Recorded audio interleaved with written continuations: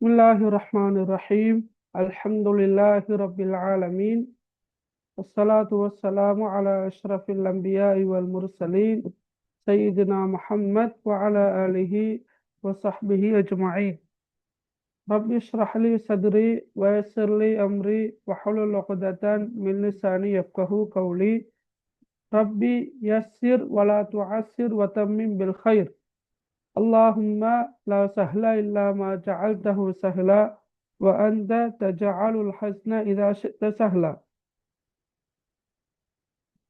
அனைத்து மாணவர்களுக்கும் மாணவிகளுக்கும் அஸ்ஸலாமு அலைக்கும் வரஹ்மத்துல்லாஹி வபரகாத்துஹு.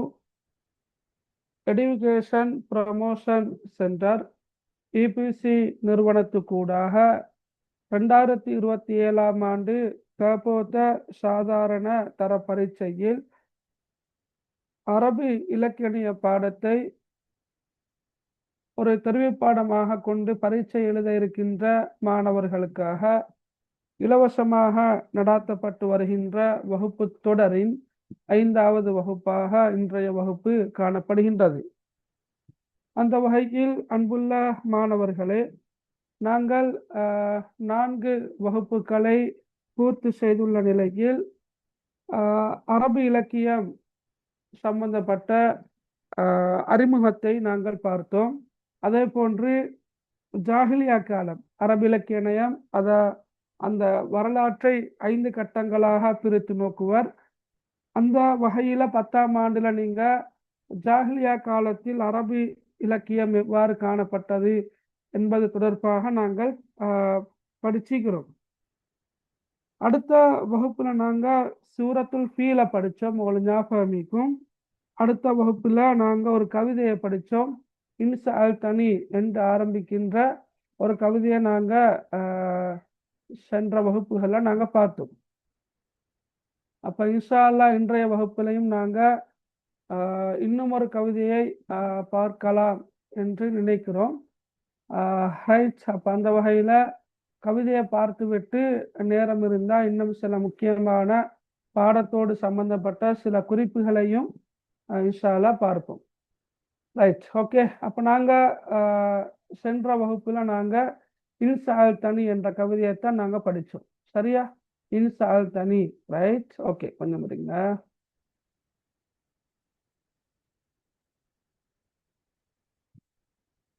ஓகே, நான் மேலோட்டமாக ஞாபகப்படுத்திட்டு போறேன். இன்சா அல் தனி என்ற கருத்துன்னா நீ என்னை கேட்டால். அப்ப இந்த கவிஞர் குறிப்பிட்ட சில முக்கியமான விஷயங்களை பற்றி அவராகவே கேள்வி கேட்பதாக, இன்னொருத்தர்கிட்ட நீங்க என்னகிட்ட குறிப்பிட்ட இந்த விடயத்தை பற்றி கேட்டால் அதற்கு நான் இவ்வாறு பதிலளிப்பேன் என்றவாறு கவிதையை இயற்றிக்கிறார். ரைட். அப்ப இன்சா அல் தனி அன் நிலாஹி பஹுவ ரஹ்மானு ரஹீம். என்னுடைய இலாஹ் வணக்கத்துக்குரியவனை பற்றி நீர் என்னிடம் கேட்டால் அவனோ அளவற்ற அருளாளன், நிகரற்ற அன்புடையவன். அப்ப இந்த 2 சொற்களும் சரியா இங்க வந்திருக்கின்ற இந்த ரஹ்மான் ரஹீம் என்ற 2 சொற்களும் அல்லாஹுடைய அழகிய திருநாமங்கள் 2. அப்ப சில நேரம் பார்ட் 2ல இந்த கேள்வி வரையிலும். ரைட். மேற்படி கவிதையில் குறிப்பிடப்பட்டுள்ள அஸ்மாவுல் ஹுஸ்னாக்கள் 2 குறிப்பிடுக என்று கேட்டு வரோம் மேலும். சரியா? அப்ப அந்த வகையில ரஹ்மான் ரஹீம் என்பது அஸ்மாவுல் ஹுஸ்னாக்கல்ல உள்ள 2 பெயர்களாக காணப்படுகின்றன. ரைட். அடுத்த இன்சா அல் தனி அன் நபிக்கு பஹுவ இன்சானுன் அலீம். என்னுடைய நபியை பற்றி நீர் என்னிடம் கேட்டால் அவர் மகத்தான ஒரு மனிதர் என்று பார்த்தோம். இன்சா அல் தனி அன் கிதாபி பஹுவ குர்ஆனுன் கரீம். என்னுடைய வேதத்தை பற்றி நீர் என்னிடம் கேட்டால் அது சங்கை மிக்க குர்ஆன் என்று பார்த்தோம். இன்சா அல் தனி அன் அதூபி பஹுவ ஷைத்தானுன் ரஜீம். என்னுடைய எதிரியை பற்றி, அதூபி என்ற எதிரி, அப்ப என்னுடைய எதிரியை பற்றி நீர் என்னிடம் கேட்டால் அவனோ விரட்டப்பட்ட ஷைத்தான் ஆவான் என்று பார்த்தோம். சரி, ரைட். அப்ப இதுல நீங்க பாருங்க, இப்ப ரஹ்மான் ரஹீம் என்பது எப்படி அழகிய திருநாமங்களாக காணப்படுகின்றனவோ அதே போன்றுதான் அலீம் என்பது ஒரு பண்பு சொல், பண்பு பேரு சொல். சரியா? நாங்க பண்பு சொல் சொல்றோம். அலீம் மகத்தான, கரீம் ஒரு பண்பு சொல், சங்கையான, ரஜீமும் இந்த இடத்துல ஒரு அடைமொழியாக ஒரு பண்பு சொல்லாக வந்திருக்குது. விரட்டப்பட்ட என்ற கருத்துல வந்திருக்குது. ரைட். இதோட சேர்த்து நாங்க போன கிழமை 2 வரிகளையும் மேலதிகமாக பார்த்தோம். உங்களோட புக்ல இல்ல இருந்தாலும் கொஞ்சம் இதையும் நோட் பண்ணி கொள்ளுங்க. ஏண்டா 2019ஆம் ஆண்டு பேப்பர்ல வந்திருந்தபடியினால ஒரு ஒரு ஜஸ்ட் நீங்க அதை தெரிந்திருக்க வேண்டும் என்பதற்காக வேண்டி நான் அதை சொல்லி தந்தேன். ரைட். அந்த அடிப்படையில இன்சால் தனி அந்நபி பஹுவ ரஜுலுன் முஜ்தஹிதுன்.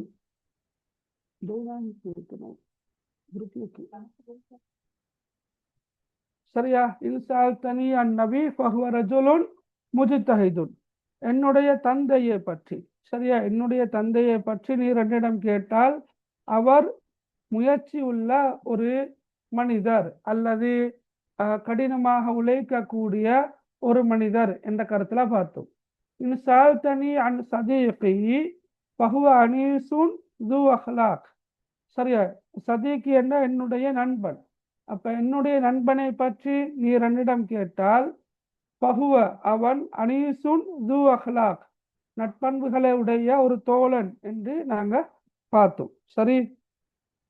அப்ப கடைசியாக கிளாஸ் வந்தவங்களுக்கு ஞாபகம் இருக்கும், நாங்கள் இது ஃபுல்லாக பார்த்தது. அதில் உள்ள இலக்கிய நயம் எல்லாத்தையும் நாங்கள் பார்த்தோம். சரியா? ரைட். இப்போ அதில் ஓகே ரைட், இதுவுமே கட்டு. சரி, நாங்கள் இப்போ அடுத்த கவிதையாக பார்க்க இருக்கிற வந்து கித்ததி என்ற கவிதையைத்தான் பார்க்க போகிறோம். சின்னொரு கவிதைதான் இது. நாங்கள் போன கிழமைகளை பார்க்க ஹெடைக்கல்ல. ரைட். அப்போ நாங்கள் இதையும் பார்த்து முடிச்சுட்டா லேசி. ரைட். பாருங்கோ. கித்ததி, கித்ததி என்ன கருத்து? என்ன? என்னுடைய பூனை என்ன கருத்துல வரும். சரியா? கித்ததி என்ன கருத்து? என்னுடைய பூனை. ரைட். அப்ப 6 வரிகளை கொண்ட ஒரு கவிதையாக இந்த கவிதை காணப்படுகின்றது. சரி. கித்ததி சகீரா இஸ்முஹா சமீரா தைலுஹா தவீலா ஷக்லுஹா ஜமீல் ஷாருஹா நலீஃபா லஅபுஹா லத்தீஃப். அவ்வளவுதான் இந்த கவிதை. சரி. அப்ப உங்களோட வீடுகள்லையும் செல்லப்பிராணியாக பூனை வளர்க்கிறதாக இருந்தால் அவங்களுக்கு இது மிச்ச லேசாக விளங்கும். ரைட். அதுல பாருங்க, கித்ததி சகீரா முதலாவது வரி. கித்ததி சகீரா, என்னுடைய பூனை சிறியது, என்னுடைய பூனை சிறியது, சகீரா. ரைட். இப்ப நீங்க பார்க்கலாம், இந்த இடத்துல நான் கித்ததி என்ன சொல்ல ஹைலைட் பண்ணிக்கிறேன். ஏன்னா ஹைலைட் பண்ணிக்கிறதுக்கான காரணம் என்னன்னா, உங்களோட தலைப்பு, இந்த கவிதையோட தலைப்பு என்ன? கித்ததி என்பது தான் தலைப்பு.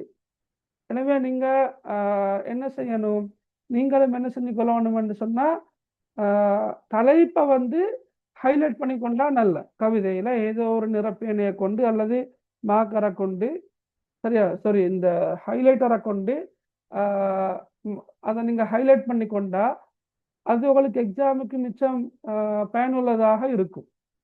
ரைட். ஏன்னா எக்ஸாம் பேப்பர்ல தலைப்பு கேட்டு வர, தலைப்பு இல்லாம தான் கவிதை வரும். நீங்க கவிதையை பாடமாக்கணும்ன்ற அவசியம் இல்லை. அதே போலதான் உரைநடை, உரை பகுதியிலையும் வந்து தலைப்பு இல்லாமத்தான் உரை பகுதியை தருவாங்க. அப்ப அதுல கேள்வி ஒன்றாகவே வர வளமையாக பின்வரும் கவிதைக்கு பொருத்தமான தலைப்பை குறிப்பிடுக அல்லது பின்வரும் உரைப்பகுதிக்கு பொருத்தமான தலைப்பை குறிப்பிடுக என்று கேள்வியாகவே வரும். இப்போ நீங்கள் அதை ஹைலைட் பண்ணி படிச்சிங்கன்னு சொன்னால் அது உங்களுக்கு எக்ஸாமுக்கு படிக்கிற நேரம் மீட்டலுக்கெல்லாம் லேசாக இருக்கும். ரைட். அப்போ கித்ததி சகீரா, என்னுடைய பூனை சிறியது என்ற கருத்தில் வரும். ரைட். ரெண்டாவது வரைய பாருங்க. இஸ்முஹா சமீரா. இஸ்முஹாண்டா கருத்து அதனது பெயர். ரைட். இஸ்முஹா அதனுடைய பெயர் என்ன? சமீரா. சரியா? சமீரான்றது கருத்தெல்லாம் இல்லை, சமீரான்றது பேரு தான். ஓகே. சமீரான்ற பேருடையவங்களுக்கு கருத்து இருக்குது. இதில் வந்து சமீரான்றது சமீராவே தான். சரியா? அதை நாங்கள் மொழிபெயர்த்து மீனிங் சொல்றது இல்லை. ரைட். அப்போ ஒன்னாவது பாருங்க, கித்ததி சகீரா, என்னுடைய பூனை சிறியது, இஸ்முஹா சமீரா, அதனுடைய பெயர் சமீரா. ரைட். தைலுஹா தவீலா. இப்போ தைலுஹா அண்ணா கருத்து அதனது வால். ஓகே. தைலுஹா அண்ணா கருத்து என்ன? அதனுடைய வால். தவீலாண்டா நீண்டது நீளமானது என்ற கருத்துல வரும். தைலுஹா தவீலா. ஓகே, அதனுடைய வால் நீண்டது நீளமானது என்ற கருத்துல வரும். தைலுஹா தவீலா.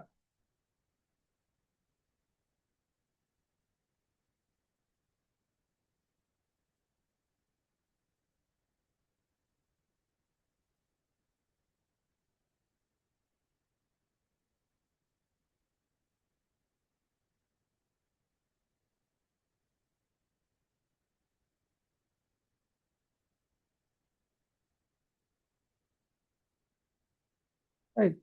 தைலுஹா தவீலா, அதனுடைய வால் நீளமானது. ரைட். பாருங்க, கித்தத்தி சகீரா, என்னுடைய பூனை சிறியது. இஸ்முஹா சமீரா, அதனுடைய பேர் சமீரா. தைலுஹா தவீலா, அதனுடைய வால் நீளமானது.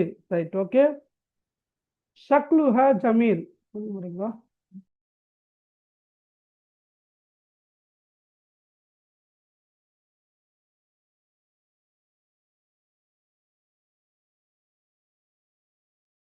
ரைட். ஷக்லுஹா ஜமீல். இப்ப ஷக்லுஹா அண்டா கருத்து அதனுடைய தோற்றம். சரியா?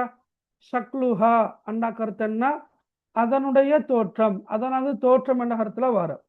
இந்த கவிதையில நீங்க பாருங்க, இந்த ஹா ஹாண்டு வரனா, இஸ்முஹா, தைலுஹா, ஷக்லுஹா, ஷஅருஹா, லஅபுஹா என்று ஹா ஹாண்டு வரனா, அது எதை குறிக்குது? பூனையத்தான் குறிக்குது. சரியா? இப்ப இஸ்முஹாண்டா அதனுடைய பெயர், தைலுஹாண்டா அதனுடைய வால், ஷக்லுஹாண்டா அதனுடைய வடிவம் தோற்றம் என்ற கருத்துல வரும். அப்ப இங்க ஹாண்டு வாரது என்ன? அதனுடைய, அதாவது பூனையுடைய என்ன கருத்துல வரும். ஓகே. அப்ப இஸ்முஹா சமீரா, தைலுஹா தவீலா, ஷக்லுஹா ஜமீல். ஷக்லுஹாண்டா அதனுடைய தோற்றம், அதனுடைய வடிவம் என்ன கருத்துல வரும். ஜமீல் அண்டா கருத்து அழகானது.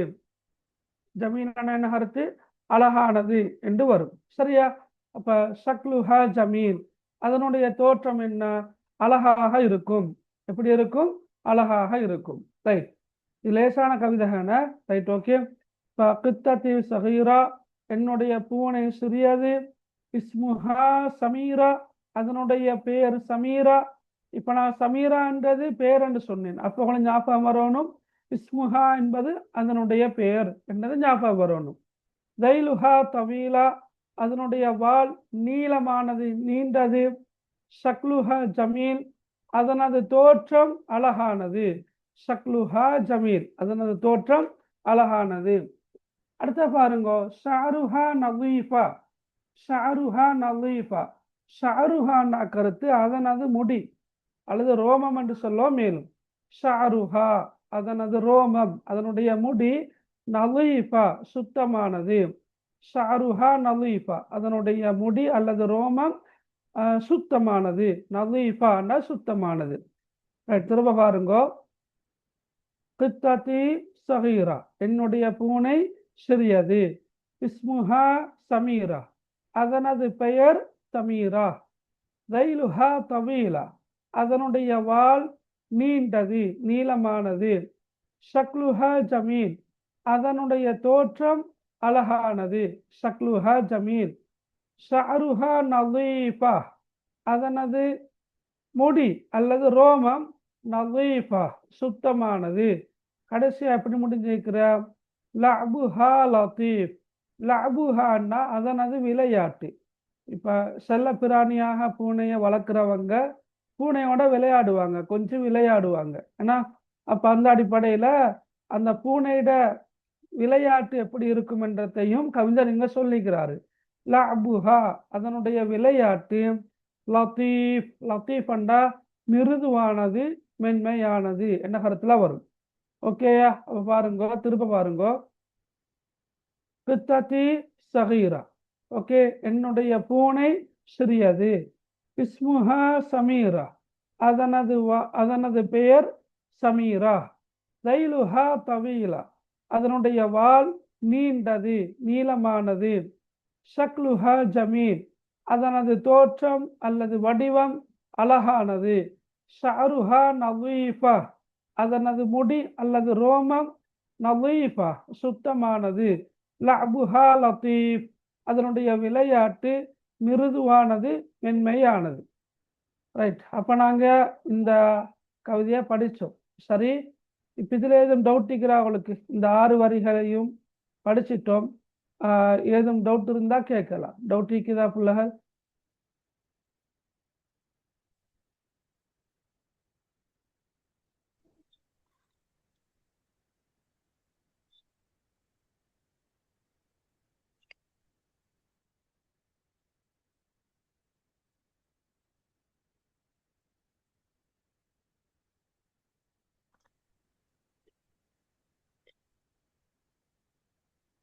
ரைட். டவுட் இல்லைனா அப்படியா?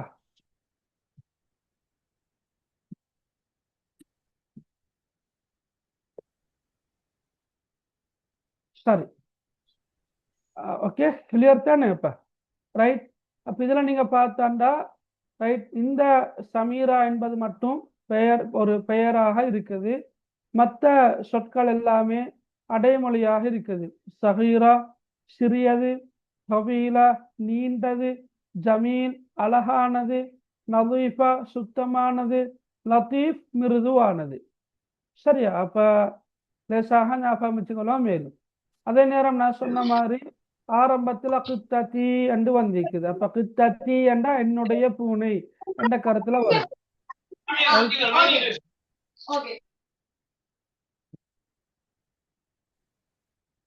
ரைட். கித்தத்தி என்றா என்னுடைய பூனை என்ற கருத்துல வரும். அதுக்கு அடுத்த வரிகள்ல வந்திருக்கின்ற ஹா ஹா ஹா என்று வாரது எல்லாமே அதனுடைய அதனது என்ற கருத்துல வாரு. சரியா? ஓகே. அப்ப நீங்க இப்ப இஸ்முஹாண்டா அதனது பெயர், தைலுஹாண்டா அதனுடைய வால், ஷக்லுஹாண்டா அதனது தோற்றம், ஷாருஹாண்டா அதனது முடி அல்லது ரோமம், லஅபுஹாண்டா கருத்து என்ன? அதனுடைய விளையாட்டு என்ற கருத்துல வாரு. அப்ப நீங்க ஒவ்வொன்றையும் கற்பனையில ஞாபகம் வச்சுக்கொண்டா சரி. இப்ப நீங்க ஒவ்வொரு தனிச்சொல்லாக நீங்க பாடமாக்கணும் என்ற அவசியம் இல்லை. ஆனா தெரிஞ்சு கொண்டா நல்ல. தைலுஹா, ரைட். வாழை பத்தி என்ன வந்த? நீண்டது. அப்ப தவீலா என்பது நீளமானது. சக்குலண்டா வடிவம். சரியா? தோற்றம். அப்ப சக்லுஹாண்டா அதனுடைய தோற்றம். அதனுடைய தோற்றத்தை பத்தி கவிஞர் என்ன சொல்றாரு? ஜமீல் அழகானது என்று சொல்றாரு. ஷாருஹா, ஷாருண்டா என்ன? முடி அல்லது ரோமம். அப்ப ஷாருஹாண்டா அதனுடைய முடி, அதனது ரோமம் என்ற கருத்துல வார. அதை பத்தி என்ன சொல்றாரு? நலீஃபா சுத்தமானது என்று சொல்றாரு. லஅபுஹா அதனுடைய விளையாட்டு. அப்ப அதனது விளையாட்டை பத்தி அவர் என்ன சொல்றாரு? லத்தீஃப் மிருதுவானது, மென்மையானது. அப்படி நீங்க ஒவ்வொரு விஷயத்தையும் அதை கடுத்துள்ள சொல்லோட இணைத்து ஞாபகம் வச்சுக்கொண்டா லேசாக ஞாபகத்துல வச்சுக்கொள்ளும். ஆனா எந்த காரணம் கொண்டும் நீங்க என்ன செய்யப்படாது? கவிதையை பாடமாக்கப்படாது. பாடமாக்க வேண்டிய அவசியமே இல்லை. ரைட். உங்களோட எக்ஸாம் பேப்பர்ல கவிதையை தந்து தான் கேள்வி கேட்பாங்க. நான் நினைக்கிறேன் அவளோட டேர்ம் எக்ஸாம் இன்னும் நடக்கலையாக்கும், நடக்கிறது இருக்குமைக்கும். அப்ப டேர்ம் எக்ஸாம் பேப்பர்கள்ல கூட கவிதையோ அல்லது உரைநடையோ, ஹதீஸோ சூறாவோ எதுவாக இருந்தாலும் கட்டாயமாக தந்து தான் கேள்வி வர முடியாது. ஃபைனல் எக்ஸாம் பேப்பர்ல அப்படித்தான் வரும். ஓகே. ஃபைனல் எக்ஸாம் பேப்பர்ல கவிதை, உரைநடை, ஹதீஸ், சூரா இது எல்லாத்தையும் தந்து தான் கேள்வி கேட்பாங்க. சரியா? ரைட். ஓகே. அப்ப இதுல இலக்கியம் என்று வரக்கொள்ள, இலக்கிய நயம் என்று வரக்கொள்ள, இங்க இந்த கவிதையில பயன்படுத்தப்பட்டிருக்கின்ற சொற்கள் மிக எளிமையானதாக காணப்படுகின்றது. அப்ப சொல்லாட்சி என்று சொல்லுவோம் மேலும். ஓகே. சொல்லாட்சி மிக இலகுவாக காணப்படுகின்றது. கஷ்டம் இல்லை, மிச்ச லேசி. சரியா? ரெண்டாவது, படிக்கக்கூடிய இந்த கவிதையை படிக்கக்கூடிய இவருக்கும் இலகுவாக எளிமையாக புரிந்து கொள்ளக்கூடியதாக காணப்படுகின்றது. அதையும் எழுதலாம். இப்ப அடுத்தது நிறையவே நீங்க எழுதலாம். ஏன்னா பாருங்க, ரெண்டு ரெண்டு சொற்களாக இருக்குது. அப்ப சம அளவிலான சொற்களை கொண்டு இக்கவிதை காணப்படுகின்றது. கவிதையில் காணப்படக்கூடிய ஒவ்வொரு வரியும் சம அளவிலான சொற்களை கொண்டு காணப்படுகின்றமை கவிஞரின் கவிப்புலமையை வெளிப்படுத்துகின்றது என்று எழுதலாம். ஒத்தாசை கொண்ட சொற்கள் இருக்குது. ஏன்னா சஹீரா, தமீரா, தவீலா, நதீஃபா அது ஒரு வகையான ஒத்தோசை கொண்ட சொற்கள். ஜமீல், லத்தீப் ஒரு வகையான ஒத்தோசை கொண்ட சொற்கள். தைலுஹா, ஷக்லுஹா, ஷஅருஹா, லஅபுஹா ஒரு வகையான ஒத்தோசை கொண்ட சொற்கள். அதையும் எழுதலாம்.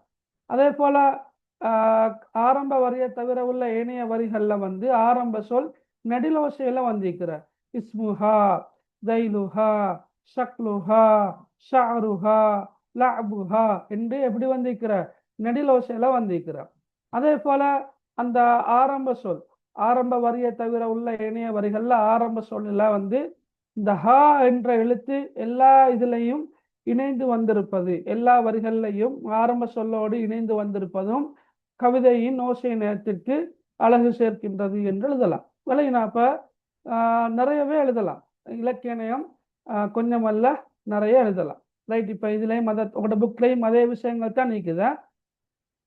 பாருங்க, ஆரம்பத்துல ஒத்த ஓசை கொண்ட சொற்கள் கவிதையின் ஓசை நயத்துக்கு அழகு சேர்க்கின்றது என்று இருக்குது. சரியா?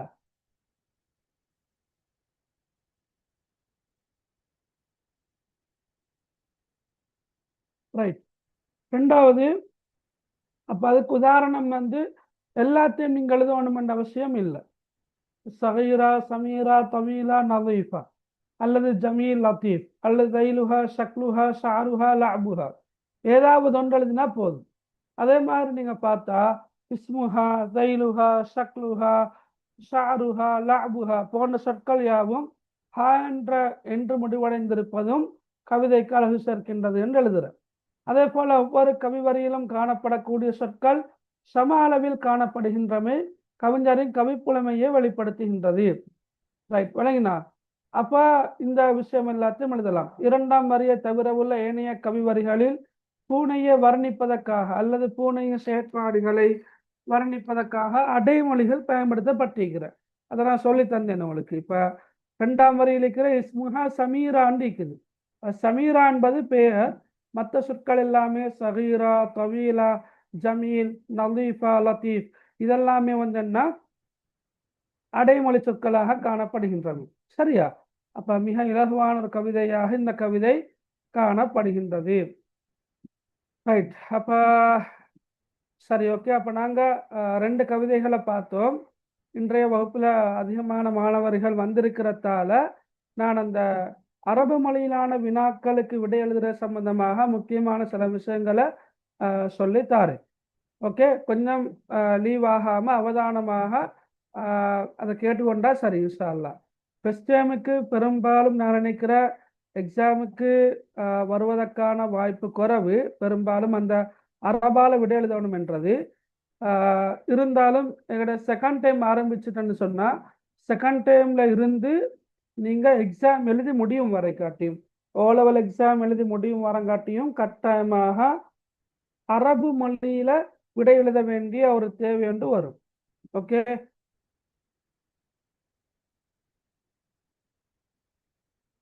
அப்ப நீங்க என்ன செய்யணும், உங்களை நீங்க நல்லா தயார்படுத்தி கொள்ளணும். ரைட். அதான் முடிஞ்ச முறை நான் சொல்லி தரேன்.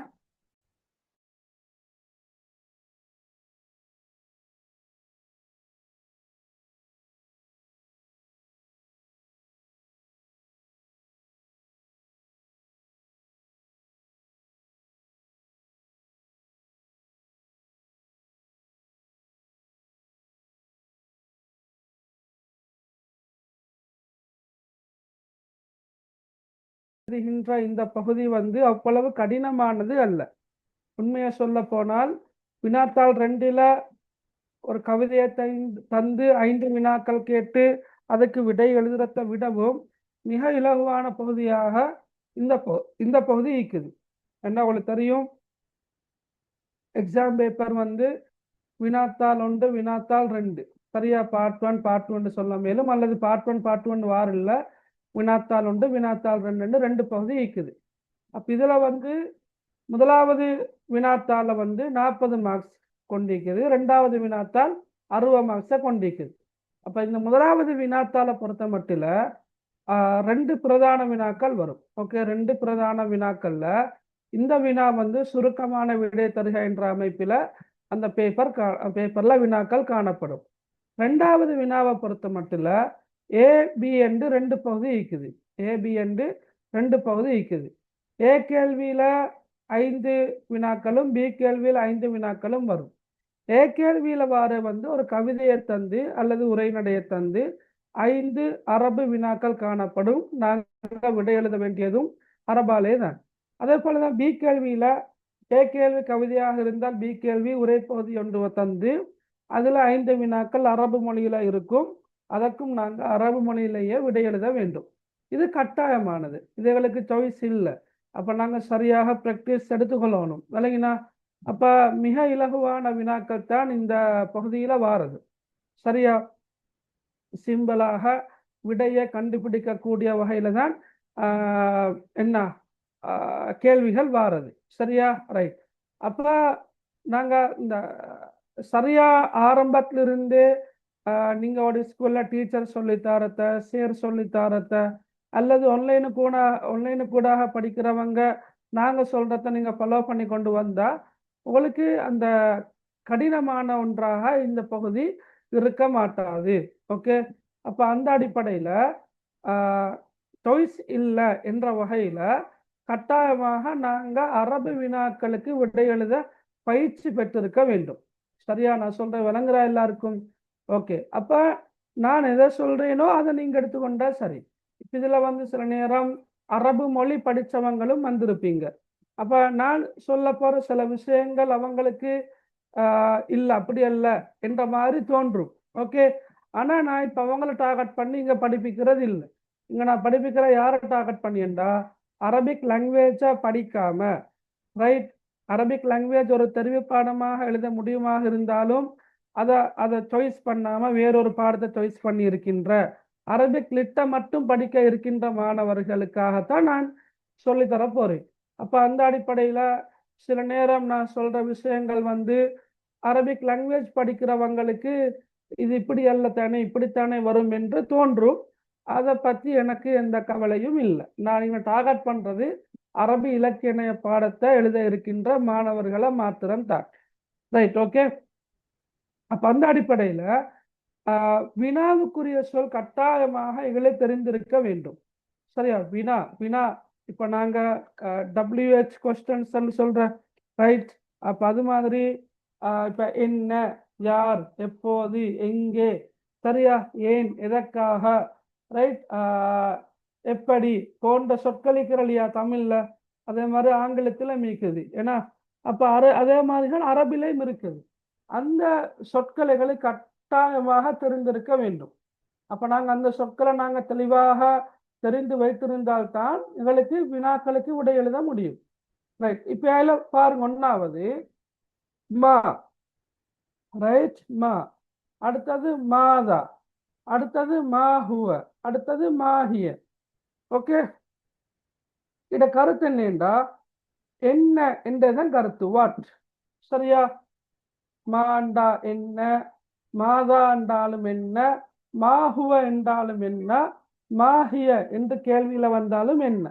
இப்ப நான் ஏற்கனவே சொன்னேன் தானே, இப்ப அரபு மொழி படிக்கிறவங்க இல்ல அப்படி அல்ல, மாஹுவ என்றா அது என்ன, மாஹிய என்றா அது என்ன என்றுதானே வரும் என்று யோசிப்பீங்க. அப்படி அல்ல. கேள்வி அரபு இலக்கிய பேப்பர்ல வரக்கூடிய கேள்விகளை பொறுத்த மட்டில இந்த அமைப்புல வந்தா என்ன என்ற கருத்துல தான் வரும். மா என்ன, மாதா என்ன, மாஹு என்றாலும் என்ன, மாஹிய என்றாலும் கருத்து என்ன. சரியா? ரெண்டாவது பாருங்க, மண். மண் என்றா கருத்து. சரியா? மண் என்றா கருத்து யார், மண் என்றா கருத்து யார். நாங்க ஆங்கிலத்துல ஹூ என்று சொல்றோம். மண் யார். மண் ஹுவ என்றாலும் யாருதான். மண் ஹிய என்று வந்தாலும் யாருதான். ஓகே. மண் என்றாலும் யார், மண் ஹுவ என்றாலும் யார் தான், மண் ஹிய என்றாலும் யார் தான். ஓகே. விளங்கினா அவளுக்கு? அப்ப மாண்டா கருத்து என்ன, மண் அண்டா கருத்து யார். ஓகே. சரி. அடுத்த பாருங்க, மத்தா. மத்தாண்டா கருத்து எப்போது. சரியா? மத்தாண்டா கருத்து என்ன, எப்போது என்ற கருத்துல வரும். மத்தாண்டா கருத்து எப்போது, ரைட், எப்பொழுது, வென், மத்தா. அடுத்தது அடுத்த சொல்ல என்ன, ஐன. ஐன என்ற கருத்து எங்கே, வயா, ரைட். ஐன என்ற கருத்து எங்கே என்ற கருத்துல வர. சரியா? இப்ப 4 சொற்களை பார்த்தோம். ஏன்னா மாண்டா என்ன, மாதா என்றாலும் என்ன, மாஹுவ என்றாலும் என்ன, மாஹிய என்றாலும் என்ன, மண் என்றா யார், மன்ஹுவ என்றாலும் யார் தான், மன்ஹிய என்றாலும் யார் தான். மதா என்றா எப்போது, ஐனே என்ற கருத்து எங்கே. கைஃப என்றா எப்படி என்ற கருத்துல வரும். ஹவு கைஃப என்ற கருத்து என்ன, எப்படி என்ற கருத்துல வரும். சரியா, கைஃப எப்படி. இப்போ நாங்க ஒருத்தர சந்திச்சா கேட்கிறோன்னா கைஃப ஹாலு, how are you, how are you, கைஃப ஹாலு. அதுக்கட பேச்சு வழக்கில் இருக்கிற ஒரு அரபு பிரயோகம் உண்டு தான் கைஃப ஹாலு. நீங்க எப்படி சுகமா, கைஃப ஹாலு, ஹவு ஆர் யூ. அப்ப கைஃப என்ற கருத்து என்ன, எப்படி என்ற கருத்துல வரும். அடுத்த பாருங்க கம். கம் என்ற கருத்து ஹவு மணி, எத்தனை என்ற கருத்துல வரும். சரியா, கம். சரி, ரைட். கம் என்ற கருத்து எத்தனை என்ற கருத்துல வரும். சரியா, ஓகே கம். அடுத்தது லிமாதா. லிமாதா என்ற கருத்து என்ன, லிமாதா என்ற கருத்து வை, வை ஏன், எதற்காக என்ற கருத்துல வர லிமாதா. சரியா, அப்ப இந்த சொற்கள் உங்களுக்கு தெரிந்திருக்க வேண்டும். ஓகே, மா என்றால் என்ன, மாதா என்றாலும் என்ன, மாஹுவ என்றாலும் என்ன, மாஹிய என்றாலும் கருத்து என்ன. மன் என்றால் யார், மன் ஹுவ என்றாலும் யார், மன் ஹிய என்றாலும் யார். அப்ப மண் என்று வந்தாலே யார் தான். ஓகே, மண் என்றா யார்.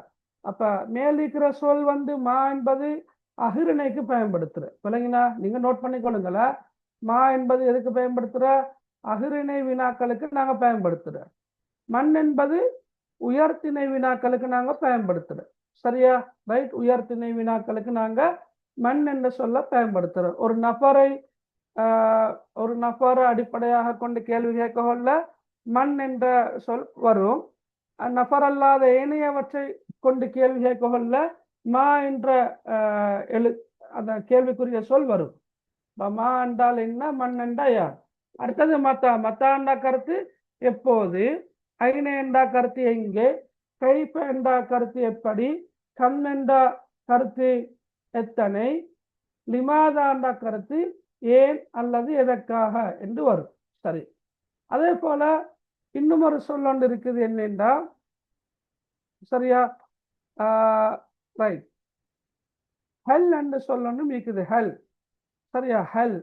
ஹெல் என்று சொல்ல கொண்டு ஒரு கேள்வி ஒன்று ஆரம்பிச்சா, ஹெல் என்று சொல்ல கொண்டு ஒரு கேள்வி ஒன்று ஆரம்பிச்சா அதுக்கு என்ன வரும்னு சொன்னா விடையில, ரைட், இப்ப எஸ் நோண்டு வர, ஆம் அல்லது இல்லை.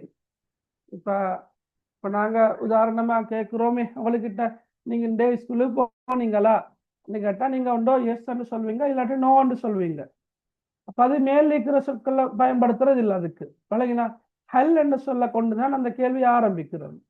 ரைட். அப்ப அதுக்கு விடையாக வரக்கூடியது என்ன, நஅம். நஅம் அல்லது லா. நஅம் என்ற கருத்து ஆம். சரியா, லாண்டா கருத்து இல்லை. லாண்டா கருத்து என்ன, இல்லை. நாம் என்றா ஆம், லாண்டா கருத்து இல்லை என்று வரும். அப்ப ஹல் என்பதுக்கு இப்ப நாங்க மேல எழுதிக்கிற மாதிரி ஒரு குறிப்பிட்ட சொல்லொன்று எழுதியலாது. அதை நீங்க விளங்கிக் கொள்ளணும்.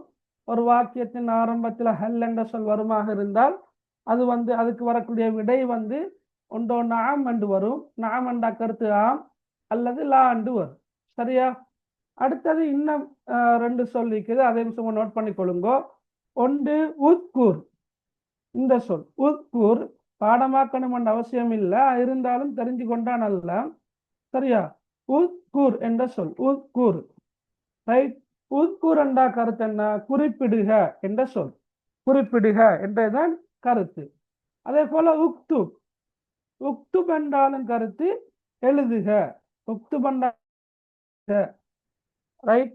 அது தேவைப்படாது, அது மீனிங் கட்டாயமா தெரிஞ்சுக்கொள்ளணும்ன்றதல்ல, இருந்தாலும் நான் சொல்லித்தாரேன். அப்ப தெரிஞ்சு கொண்ட லேசுதானே ஆரம்பத்தில். உட்குரண்டா கருத்து என்ன, குறிப்பிடுக, மென்ஷன், குறிப்பிடுக. உக்து பண்டா எழுதுக, ரைட் டவுன் ரெண்டு வரும், எழுதுக. சரியா, ரைட். அப்ப சொற்கள் விளங்கினா எல்லாருக்கும், அதை கிளியர் பண்ணி கொண்டு போவோமே. அதுல எதுவும் டவுட் இருக்கிறா?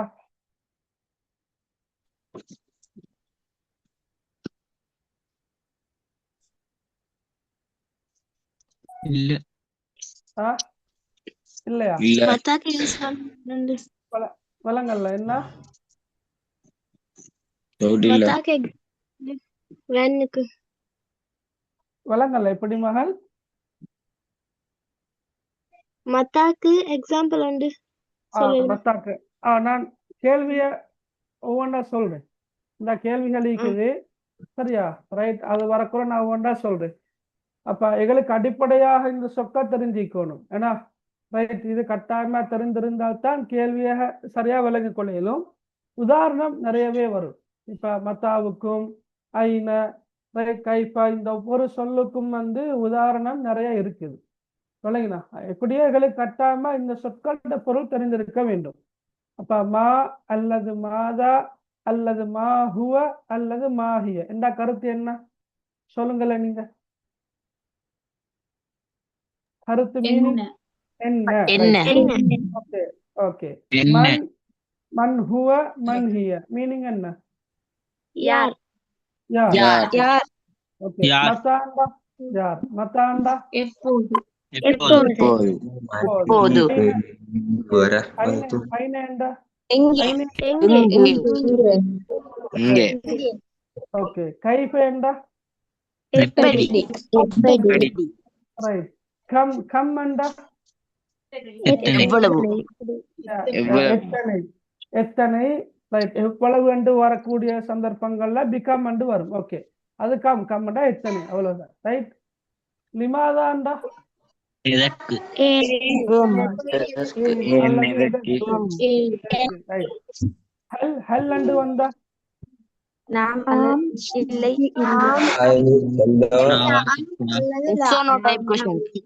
ஓகே. நாம் நாம் அண்டா ஆம் லாண்டா இல்லை. அப்ப அந்த விட வரக்கூடிய வினாக்களுக்கு அச்சா ஹல் என்ற சொல்லுக்கு தனியா மீனிங் ஒன்று இல்ல. நாம் அல்லது லா, அதாவது நாம் அண்டா ஆம் லா அண்டா கருத்து இல்லை. அப்ப விடையில வழங்கல்ல. ஒரு வாக்கியத்துல உண்டியா அப்படி கேக்குறது. அப்படி கேக்குறது சாப்பிட்டியா ரைட், விளையாடினா அப்படின்னு கேக்குறது தான் அது. ரைட். ஓகே. அதே போல உத்கூர் என்பது குறிப்பிடுக, உத்துப் என்பது எழுதுக என்ற கருத்துல வரும். சரியா? ஓகே. இந்த சொற்களுக்கான மீனிங் உங்களுக்கு தனியாகவே தெரிந்திருப்பது மிக அவசியமாகும். ரைட். இப்ப இதுல நீங்க பாருங்க, நாங்க போன கிழமை படிச்ச ஒரு பாடம் தான் என்ன, இன்சால் தனி என்ற பாடம். சரியா? அந்த கவிதையை நாங்க படிச்சோம். அப்ப அதுல நீங்க பாருங்க, இப்ப மன் ஹுவ இலாஹுன்னா சந்திக்குது. சரியா? இப்ப மன் ஹுவ என்ற கருத்து எங்களுக்கு தெரியும். கருத்து என்ன? மன் ஹுவ என்றா யார். ஓகே. மன் ஹுவ என்றா யார். மன்ன வேறையாக ஹுவ வேறையாக பார்க்கறில்ல. மன் ஹுவ என்றா யார். இப்ப இலாஹண்டா நாங்க போன வகுப்புல பார்த்தோம். இலாஹண்டா கருத்து என்ன? இறைவன், அதாவது வணக்கத்துக்குரியவன். வணக்கத்துக்குரியவன் ரப்பண்டாத்தான் இறைவன். இலாஹண்டா கருத்து வணக்கத்துக்குரியவன். அன்னாஸ் என்றா தெரியுமா? அன்னாஸ் படிச்சிருக்கீங்களா? மனிதர்கள். மனிதர்கள். மன் ஹுவ இலாஹுன் நாஸ், மனிதர்களின் வணக்கத்துக்குரியவன் யாரு? அல்லது நீங்க விலங்கெடுத்த மாதிரி மனிதர்களின் இறைவன் யாரு? யாரு? விட என்ன? அவ்வளவுதான் விட. அவ்வளவுதான் விட. சரியா? விலகினா இப்ப அவளுக்கு அதே மாதிரி பாருங்க. ரைட். இதுல ரப்பண்ட சொல்ல விட அல்லாஹ் பொருத்தம். ரைட். மன் ஹுவ அன் நபி. மன் ஹுவ அன் நபி. மன் ஹுவ என்றா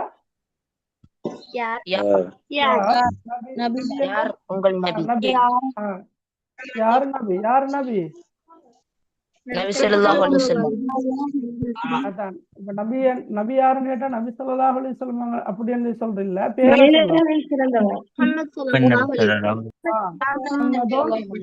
முஹம்மது ஸல்லல்லாஹு அலைஹி வஸல்லம். சரியா? முஹம்மது ஸல்லல்லாஹு அலைஹி வஸல்லம். ரைட். அவ்வளவுதான். அதே போல பாருங்க, மா ஹுவ கிதாபுல்லாஹ். இல்லையா? இப்ப மன்ஹுவன் நபிக்கு இன்சானுன் அலீம் என்றது பொருத்தம் இல்லையா? ஓகே. மன்ஹுவன் நபி என்று கேள்வி கேட்டா அது ஜென்ரலா அவங்களுக்கு தெரிஞ்ச விஷயம் என்றதால அப்படி கேள்வி கேட்டு வாரது. மன்ஹுவன் சார் நபி, நபி ஸ்கூல்ல யாரு? இன்சானுன்னு அதையும் தான் படிச்சு தந்த. இல்ல அதுக்கு ஒருவேளை கேள்வி வேற மாதிரி வந்திருக்கும். ரைட், கேள்வியை நீங்க கொஞ்சம் செக் பண்ணி பாருங்க. இப்ப மன்ஹுவன் நபி என்று வரக்கொள்ள அதோட பேரத்தை எதிர்பார்க்கிறோம், முஹம்மது ஸல்லல்லாஹு அலைஹி வஸல்லம். சரியா? ரைட். இப்ப சில நேரம் அந்த நபியை பத்தி ஒரு கேள்வியாக அந்த கேள்வி இருக்கும்னு நினைக்கிறேன். அப்படி வரக்கொள்ள கீழே இருக்கு கேள்வி, அந்த மாதிரி கேள்விகள் இருக்குது பாருங்க. அப்படி வரக்கொள்ளதான் இன்சானும் நபியும் என்று வரும். Right, okay. மூணாவது பாருங்க, மாஹுவ கிதாபுல்லா. இப்ப மாஹு என்ற கருத்து என்ன? மாஹுவ ஓகே. கிதாபுல்லான்ற கருத்து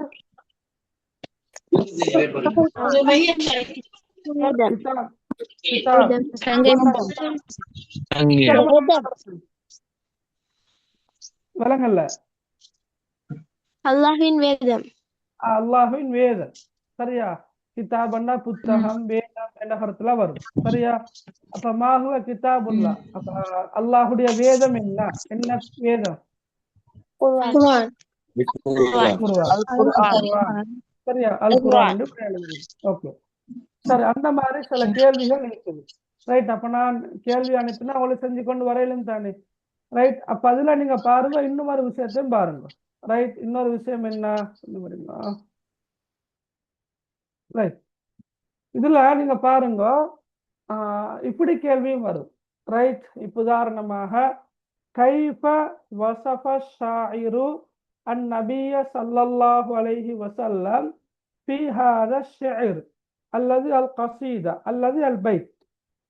ரைட், ஒவ்வொரு சொல்ல பாருங்க. கைஃப, இப்ப உங்களுக்கு தெரியும் கைஃப என்ற கருத்து எப்படி என்ற கருத்துல வரும். ஏன்னா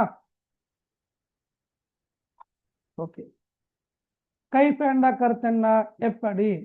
வஸஃப என்ற கருத்து வர்ணிக்கின்றார், வர்ணித்தார், வர்ணிக்கின்றார் என்ற கருத்துல எடுக்க மேலும். அப்ப வர்ணிக்கின்றார் இந்த சொல்ல கொஞ்சம் ஞாபகம் வச்சுக்கொள்ள பாருங்க. வஸஃப என்றா வர்ணித்தார், வஸஃப வர்ணித்தார். விளங்கினா? அஷ்ஷாயிர் என்ற கருத்து கவிஞர். அஷ்ஷாயிர் என்ற கருத்து என்ன? கவிஞர். நீங்க எழுதுறண்டா எழுதி கொண்டாலும் பரவாயில்ல. சரியா? அஷ்ஷாயிர் என்ற கருத்து என்ன? கவிஞர், கவிஞர். வஸஃப வாவ் சாது ஃபா. அப்ப வாவுக்கு ஃபத்ஹா வந்திருக்குது, சாதுக்கு ஃபத்ஹா, ஃபாக்கு ஃபத்ஹா. வஸஃப எழுதியலும் தானே, பென்சிலை பக்கத்துல வச்சுக்கொண்டு எழுதினா சரி. வஸஃப என்ன கருத்து என்ன? வர்ணித்தார். அஷ்ஷாயிர் என்றால் கவிஞர். அப்ப பாருங்க, கைஃப வஸஃப ஷாயிரு அன்-நபிய ஸல்லல்லாஹு அலைஹி வஸல்லம். கவிஞர் நபி ஸல்லல்லாஹு அலைஹி வஸல்லம் அவர்களை எப்படி வர்ணித்தார், வர்ணிக்கின்றார்? ஃபீ ஹாதா ஷிஅர், இந்த கவிதையில். ஃபீ ஹாதா ஷிஅர், ஷிஅர் என்றா கவிதை.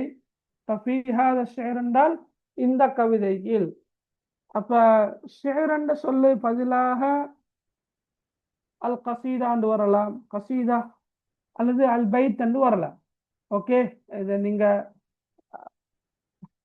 தெரிஞ்சு கொண்டாலும் சரி, தெரியலாட்டும் பிரச்சனை இல்லை. ஷிஅர் என்றால் கவிதை. அந்த சொல்லுக்கு பதிலாக சில நேரம் கவிதையை குறிக்கக்கூடிய இன்னும் ஒரு சொல் வரலாம், கசீதா. கசீதாண்டா பாடல். ரைட், அல்லது இந்த சொல் வரும் மேலும், அல் பைத் என்ற சொல் வரும் மேலும்.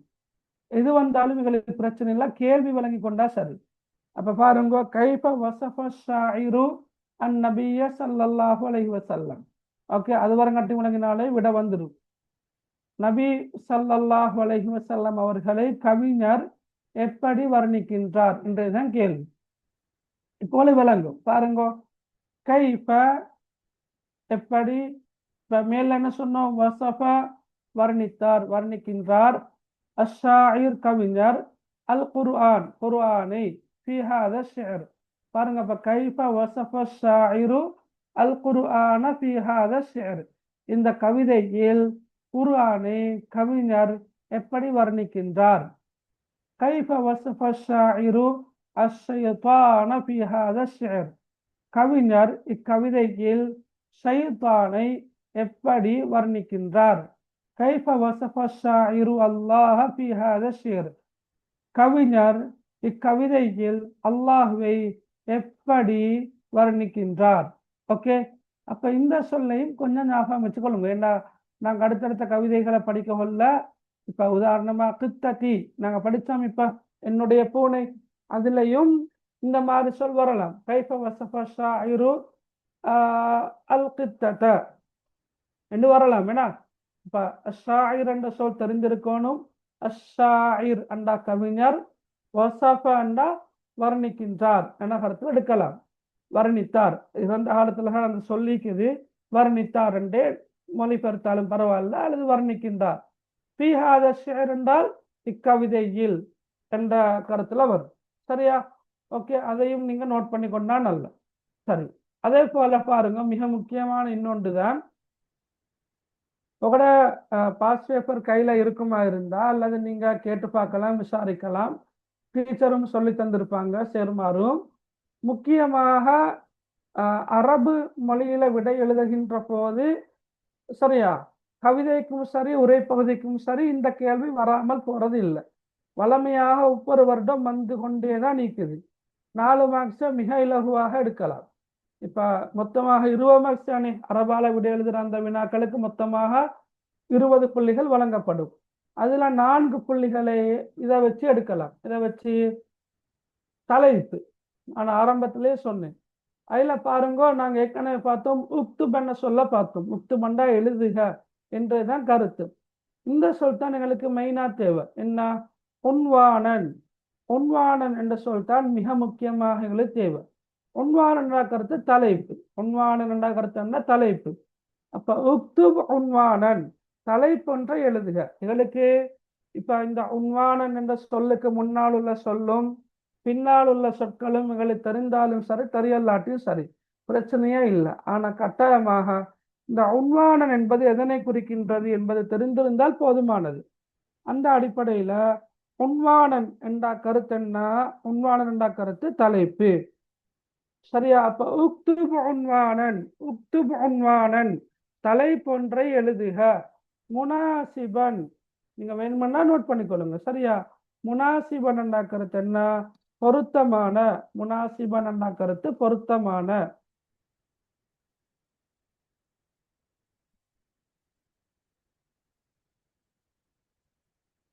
ரைட், முனாசிபன் பொருத்தமான. அப்ப உக்துப் உன்வானன் முனாசிபன், பொருத்தமான தலைப்பொன்றை எழுதுக.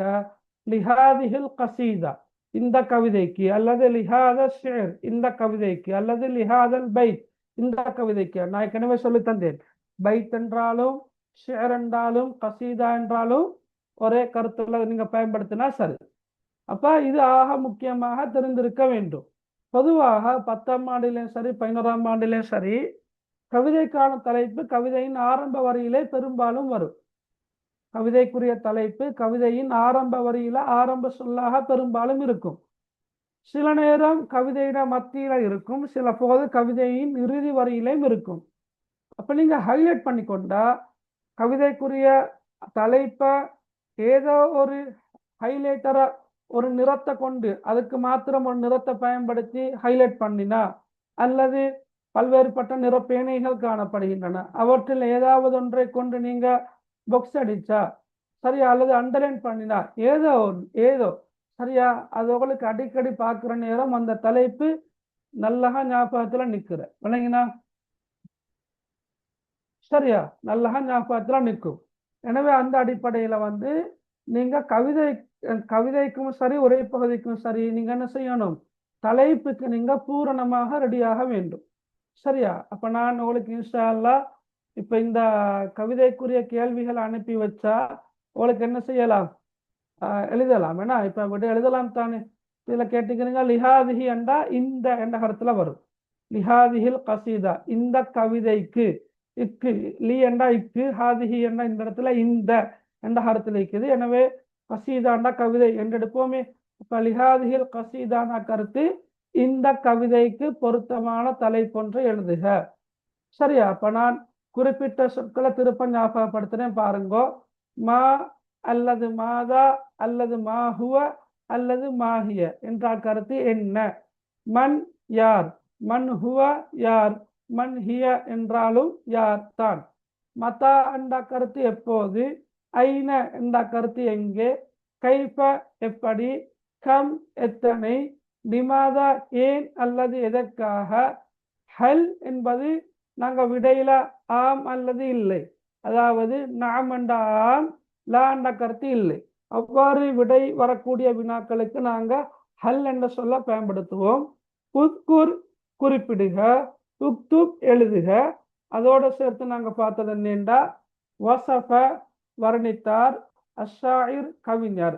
ஓகே, வசஃப வர்ணித்தார், அஷாயிர் கவிஞர். அதே நேரம் கடைசியா பார்த்த கேள்வி என்ன, உன்வானன். உன்வானன் என்ற கருத்து என்ன, தலைப்பு. அப்ப உன்வானன் முனாசிபன், பொருத்தமான தலைப்பு. பொருத்தமான தலைப்புன்னா நீங்க கவிதைக்கும் உரை பகுதிக்கும் ரெடியாக்கி வச்சுக்கொள்ளணும். சரியா? ஓகே. அப்ப இந்த மாதிரியான லேசான கேள்விகள்தான் பார்ட் 1ல அரபு மொழியில விடை எழுதக்கூடிய பகுதிக்கு வருது. ரைட். அதே மாதிரி இப்ப நாங்க படிச்ச கித்தத்தி என்ற இதுலயும் சில கேள்விகள் இருக்குது பாருங்க. உதாரணமா 1வது கேள்வி என்ன, உக்துப் உன்வானன் முனாசிபன் லிஹாதிஹில் கசீதா. ரைட், இப்ப அது உங்களுக்கு தெரியும். ஓகே. 2வது கேள்வி பாருங்க, கொஞ்சம் சின்ன ஒரு மாற்றம் ஒன்று இருக்குது. இஸ்முல் ஹயவான் அல்லது ذكر في هذا الشعر. இப்ப இஸ்ம் என்ற கருத்து பெயர். இஸ்ம் என்ற கருத்து என்ன, பெயர் என்ன. ஓகே. இப்ப இஸ்முஹான்னு படிச்சோம் நாங்க, அதனுடைய பெயர் என்று படிச்சோம். அப்ப இஸ்ம் என்ற கருத்து பெயர், அல் ஹயவான் என்ற கருத்து மிருகம். அப்ப மிருகத்தின் பெயர் என்ன, இஸ்முல் ஹயவான் மிருகத்தின் பெயர் என்ன, அல்லது ذكر في هذا الشعر இந்த கவிதையில் கூறப்பட்டுள்ள மிருகத்தின் பெயர் என்ன. ஓகே. சில நேரம் இந்த கேள்விக்கு மயக்கம் இருக்கும். மிருகத்துடைய பெயர் எழுதுறதா அல்லது அந்த மிருகத்து வழங்கப்பட்டிருக்கின்ற பெயர் எழுதுறதா என்றதுல கொஞ்சம் மயக்கம் ஒன்று இருக்கும். இந்த இடத்துல ஹயவாண்ட பெயரைத்தான் கேட்டுக்கிற, அதாவது மிருகத்தின் பெயர் என்னன்னு தான் கேட்டுக்கிற. குறித்த பூனையின் பெயர் என்ற கேள்வி இல்லை. அப்ப அதனால நீங்க இந்த மிருகத்துல பெயரைத்தான் எழுதணும். சரியா? ரைட். அதே போல நீங்க பாருங்க, இந்த 3வது கேள்வி இப்போக்கு தேவையில்ல. ரைட். அடுத்த பாருங்க,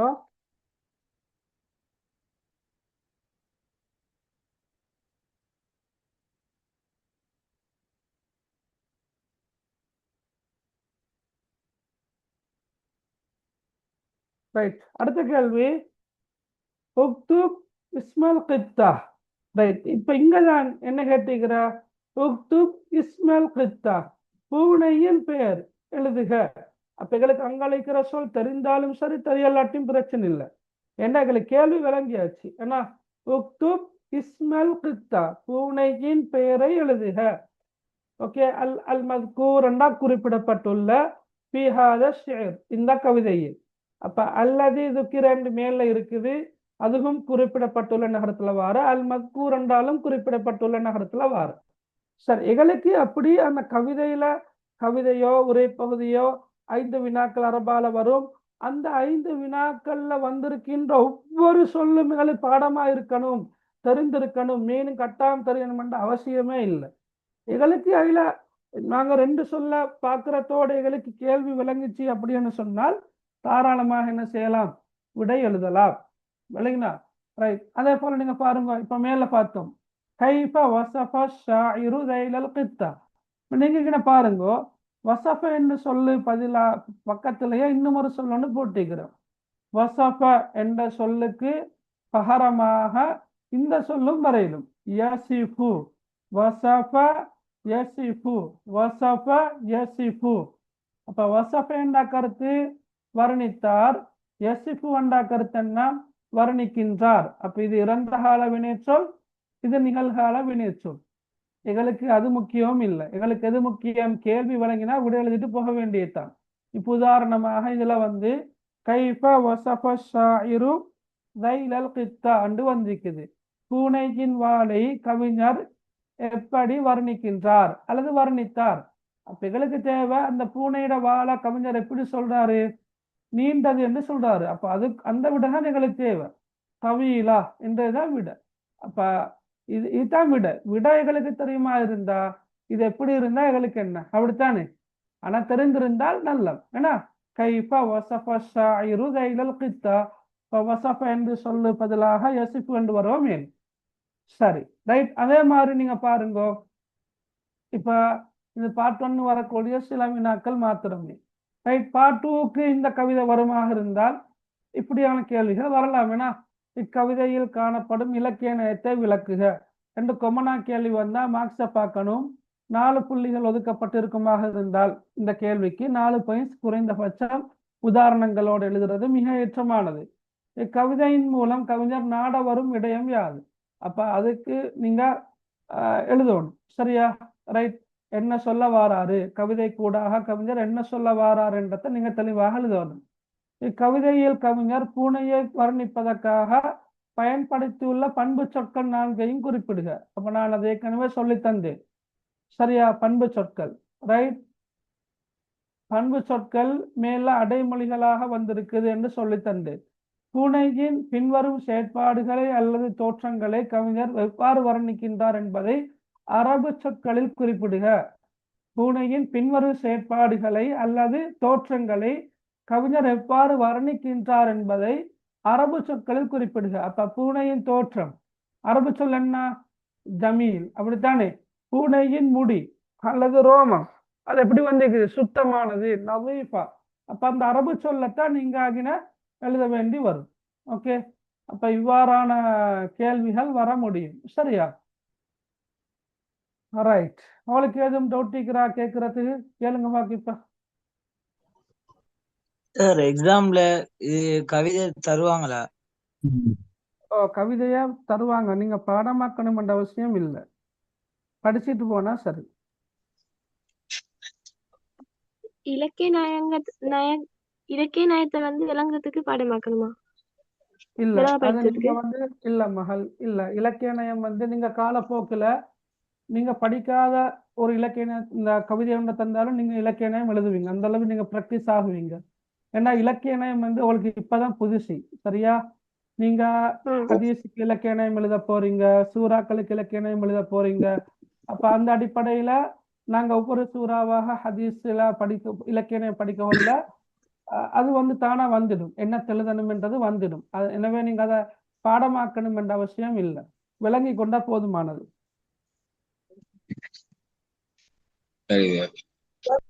கட்டாயம் உதாரணம் கொடுத்தாலும் இல்ல, கட்டாயம் இல்ல. கொடுக்கறது நல்ல, கட்டாயம் இல்லை, கொடுக்கறது நல்ல. ஓகே. இப்ப எக்ஸாம்ல புயம் வருமானு கேட்டிக்கிற. இப்ப நீங்க இன்னும் 1ஆம் தவணை பரீட்சை எழுதலேக்கும்னு நினைக்கிறேன். 10ஆம் ஆண்டுல 10ஆம் ஆண்டுல 1ஆம் தவணைக்கு சில நேரம் கவிதை வாரில்ல, ஏண்டா படிச்சில்ல என்றபடியால வாரில்ல. ஆனா செகண்ட் டைம்ல இருந்து கேள்வி வரும். ரைட். அதே போலதான் இப்ப ஆன்சரை தமிழ்லையா எழுதணும்னு கேட்டிக்கிறீங்க யாரோ. சரியா? சரிதா. ரைட். ஆன்சரை தமிழ்ல தான் எழுதணும். தமிழ்ல கேட்டா தமிழ்ல எழுதுற, அரபுல கேட்டா அரபுல எழுதுற. இந்த வினாவுக்கெல்லாம் எதுல எழுதுறது? அரபுல. அரபுல. கீழ் இருக்கிற வினாக்களுக்கு என்ன மொழியில எழுதுறது? தமிழ்ல. அவ்வளவுதான். மேல் இருக்கிற வினாக்கள் வினாத்தாள் 1ல வரக்கூடியது, கீழ் இருக்கிற வினாக்கள் வினாத்தாள் 2ல வரக்கூடியது. ஓகேயா? ஓகே சார், இதுல அண்டர்லைன் பண்றதுக்கு அப்படி வரது இல்லையா பார்ட் 1ல? பார்ட் 1ல இப்ப இஸ்லாம் பாடத்துல வர அது மாதிரி இல்ல. இஸ்லாம் பாடத்துல 40 MCQ வினாக்கள் வர, அதுக்கு நாங்க அண்டர்லைன் பண்ற அந்த மாதிரி அரபு இலக்கிய பேப்பர்ல இல்ல. சரியா? சார் இல்ல அரபுல தந்தோடு தமிழ்ல எழுதினாலும் மார்க்ஸ் கிடைக்க மாட்டியா? இல்ல, மார்க்ஸ் இல்ல. இப்ப இதுல அரபில இருக்கிற வினாக்களுக்கு நீங்க தமிழ் எழுதுறன்னு வச்சுக்கணுங்களே, அங்க மார்க்ஸ தரவே மாட்டாங்க. விட எவ்வளவு சரியாக இருந்தாலும் அதுக்கு மார்க்ஸே இல்லை. சரி. சார் ஒரு நம்பர் வந்துடுமா? ரைட். இல்ல, பாடத்தோடு சம்பந்தப்பட்ட ஏதாவது கேள்வி அளிக்கிறா?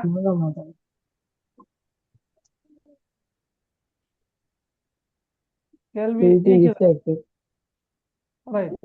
இப்ப இதுல இன்னொரு கேள்வி ஒன்று கேட்டுக்கிறேன். ஃபுல்லா ஆன்சர் எழுதணுமா அல்லது ஷார்ட்டா எழுதினா போதுமா அப்படின்னு கேட்டுக்கிறேன். ரைட், இப்ப நீங்க வந்து ஷார்ட்டாக எழுதினா பிரச்சனை இல்லை. கொஞ்சம் விடுங்க. ரைட், நீங்க ஷார்ட்டாக விட எழுதுறதுல பிரச்சனை இல்லை.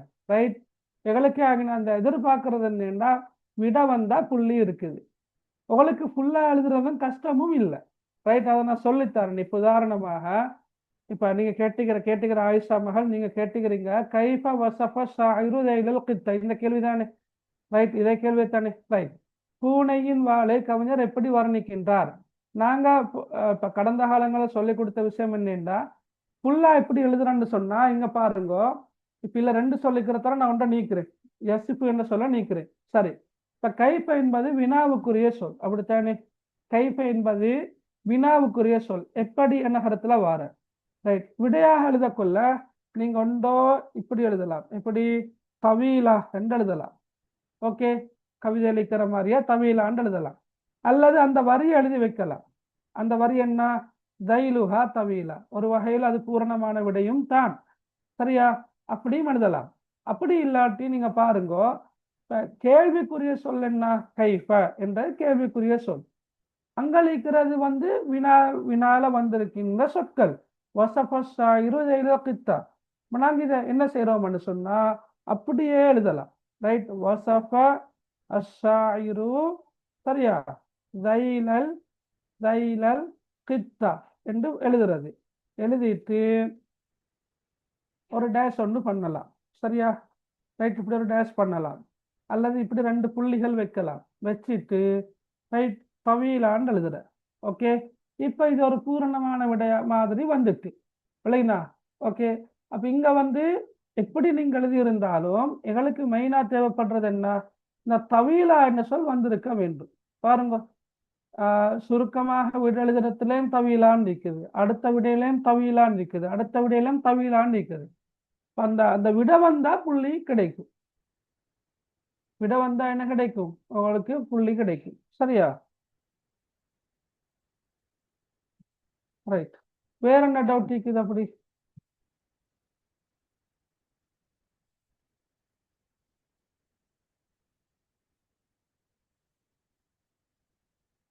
கேளுங்க. வேற அப்படி டவுட்டுகள் இருக்குதா? வேற எது? ஹயவான் மத்கூர் அது மாதிரி நியூ வேர்ட்ஸ் வந்துட்டா அது அது வந்து விலங்கு கஷ்டம். தப்பித்தவறி அப்படி 1 2 வரையலும். ஆனா அப்படி வர குறைவு, அப்படி வந்திருக்கிறதும் குறைவு. சரியா? இப்ப கடந்த நீங்க பாஸ் பேப்பர் எடுத்து பார்த்தா ஒரு விளங்கும் மிச்சம் லேசாகத்தான் கேள்வி வராது.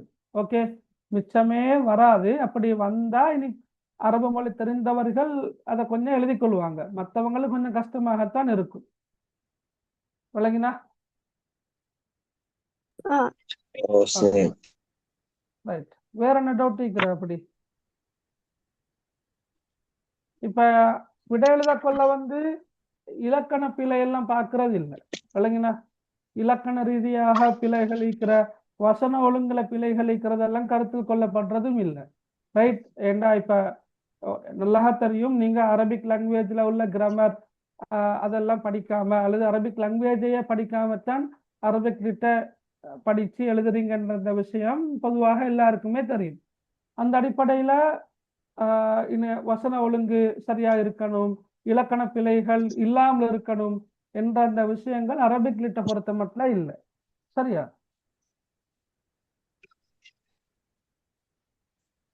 Right, okay. இப்ப நான் விளங்கப்படுத்தினதானே மேல சில சொற்களை, வினாவுக்குரிய சொற்கள். இப்ப நீங்க என்ன செய்யணும்னு சொன்னா இந்த சொற்களை ஒரு A4 ஷீட்ல நீங்களும் எழுதணும். ரைட், பிளாட்டிக்னம் ஏதோ ஒன்று பயன்படுத்தி இப்ப இந்த சொற்களை நீங்க எழுதி அதோட மீனிங் எழுதி ஒட்டி வச்சாத்தான் அடிக்கடி உங்களுக்கு இதை பார்த்துப்படும். அப்ப நீங்க அதை பாடமாக்கி கொள்வீங்க இன்ஷா அல்லாஹ். சரி, ரைட். அப்ப நாங்க 2 கவிதைகளை பார்த்துட்டோம். ஒன்று இன்சால் தனி, 2வது கித்தத்தி. சரியா?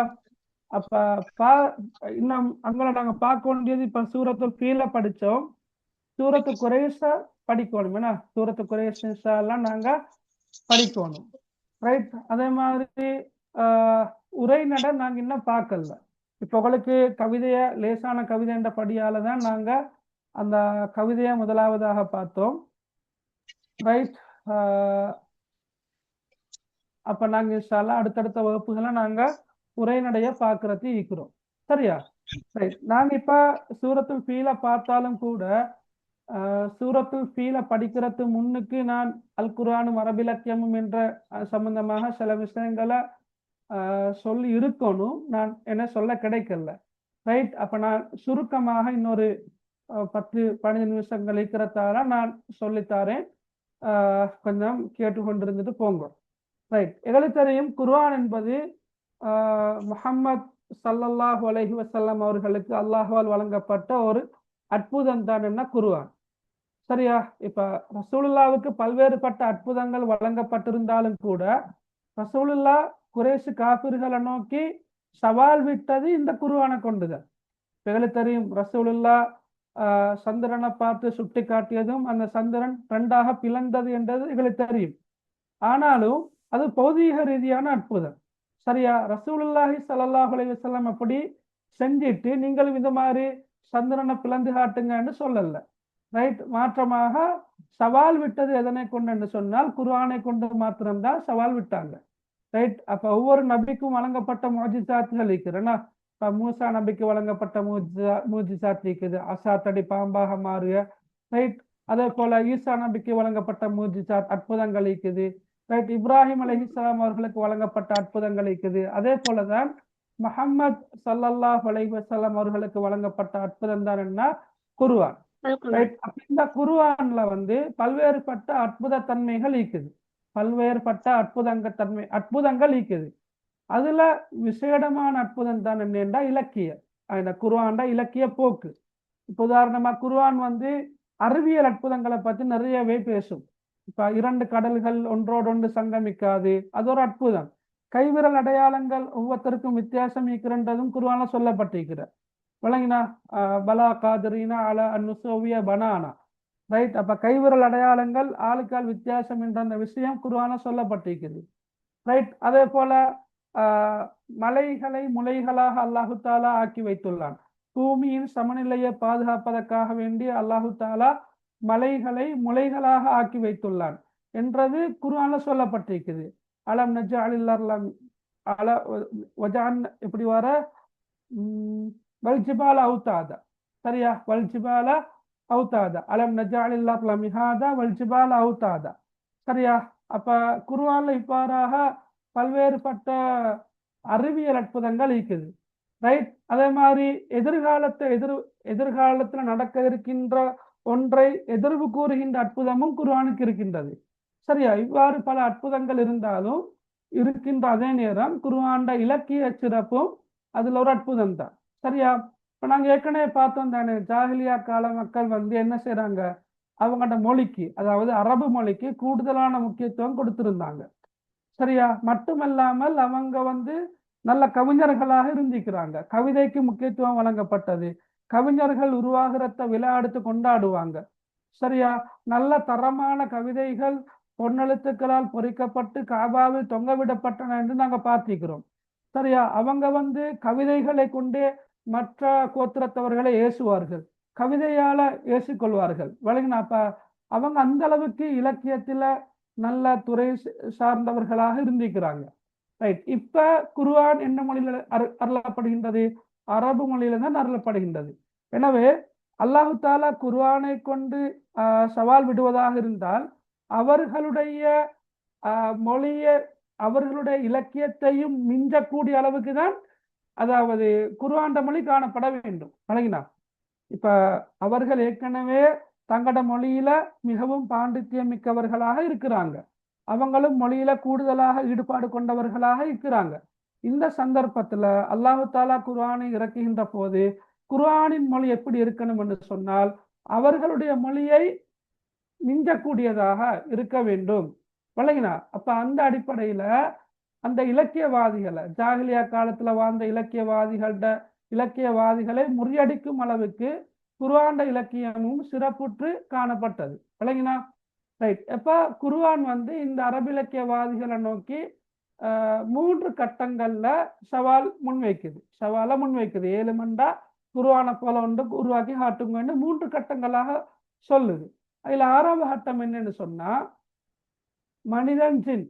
மனிதர்கள் ஜின்கள் இந்த 2 சாராரும் சேர்ந்து குர்ஆனை போன்ற ஒன்றை கொண்டு வருமாறு பொதுவாக சவால் விடுக்கப்பட்டது. ரைட், குர்ஆனை போன்ற ஒன்று. அப்ப அதுவரைக்கும் எந்த அளவு குர்ஆனிய வசனங்கள் அருளப்பட்டிருந்தனவோ அந்த அளவுக்கு நீங்களும் ஒரு குர்ஆன் உருவாக்கி காட்டுங்கன்னு சொல்லிட்டு ஒரு சவால், பொதுவாக ஒரு சவால். ரைட், அப்ப இந்த சவாலை ஏற்றுக்கொண்டவங்க அவங்களால என்ன செய்ய முடியல, குர்ஆனை போன்ற ஒன்றை உருவாக்க முடியல.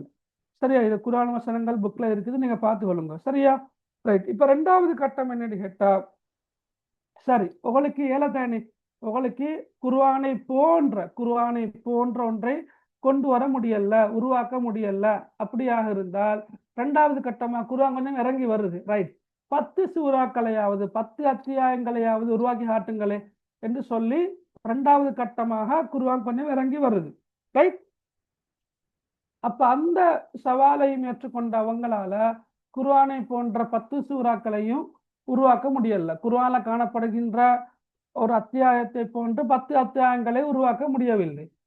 குர்ஆன் என்ன செய்யுது, அல்லாஹு தாலா 3ஆம் கட்டத்துக்கு போற. எப்படி அவங்களால் இப்ப ஆரம்ப 2 சவால்களையும் ஏற்று முறியடிக்க முடியல. எனவே இறுதியாக குர்ஆன் சொல்லுது, ஒரு அத்தியாயத்தையாவது ஒரு சூறாவையாவது நீங்க என்ன செய்யுங்க, உருவாக்கி கொண்டு வந்து காட்டுங்க என்று சொல்றான் அல்லாஹு தாலா.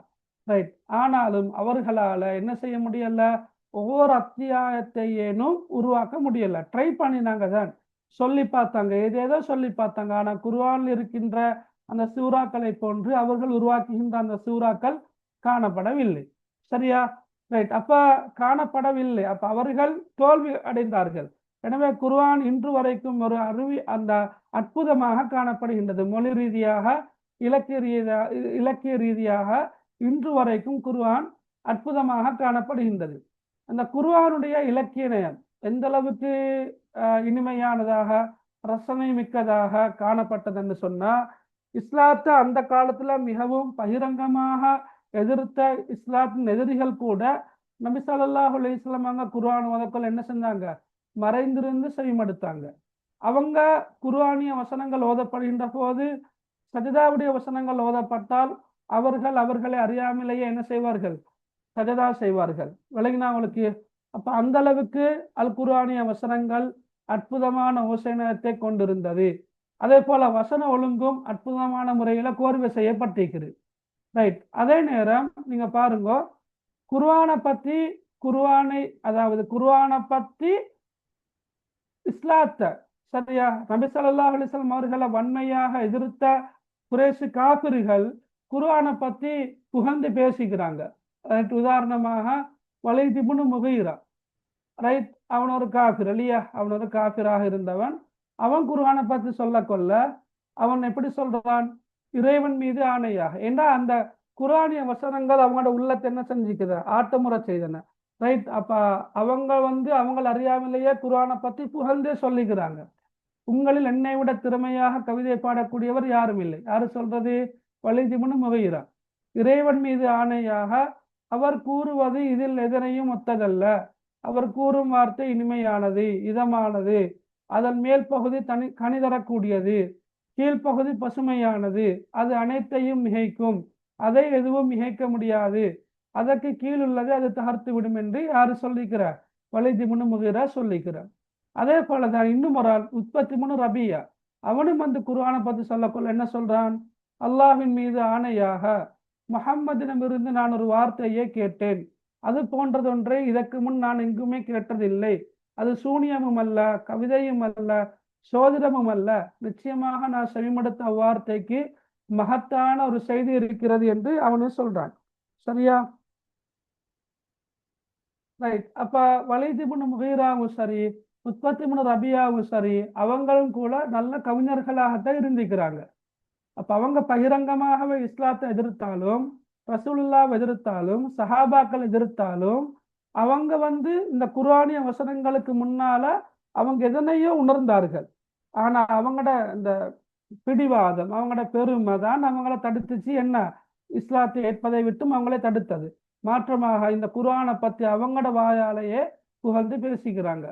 ரைட். அதே போலதான் குர்ஆனிய வசனங்கள் வந்து ரைட் பல தலைப்புகள்ல பேசுது.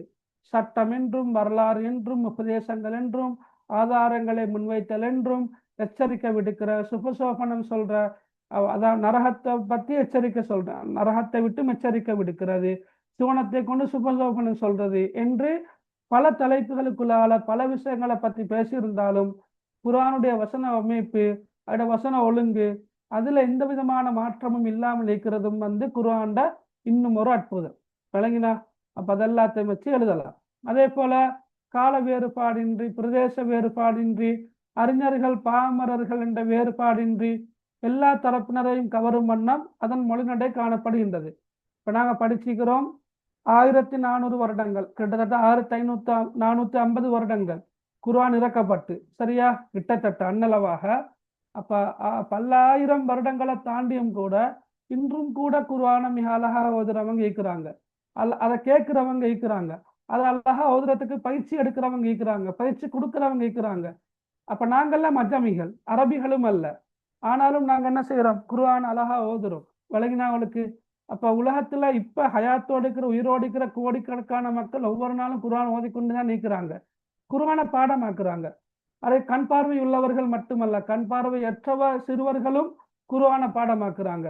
வயோதிபர்கள், சிறுவர்கள், பாமரர்கள், படித்தவர்கள், முதலாளி, தொழிலாளி, ஆண், பெண், அப்படி எந்த வித்தியாசம் இல்லாம எல்லாருமே குர்ஆனை படிக்கிற, பாடமாக்குற, விலங்கெடுக்கிற, அழகா ஓதுற, கேட்டுக்கொண்டிருக்கிற. அப்ப அது வந்து காலத்தால் அழியாத ஒன்று இல்லையா? காலத்தால அழியாத ஒன்று. எனவே ரைட், என்ன செய்யணும், குர்ஆனை வந்து நாங்களும் ஓதணும். ரைட். இதெல்லாம் சொல்ல வர தன் கடைசியா என்ன சொல்ல வரேன்னா, இவ்வளவு அற்புதமா இந்த குர்ஆனை நாங்களும் ஒவ்வொரு நாளும் குறைந்தபட்சம் ஒரு காஜுஸாவது 5 பக்கமாவது ஓதணும் என்றுதான் சொல்ல வாரது. சரியா? கடைசி அங்கதான் நிக்கிறேன். ரைட். அதே போலதான் அற்புத ரைட், குர்ஆன் வந்து என்ன செய்யறேன்னா சில சொற்களை வந்து திரும்ப திரும்ப சொல்லுது.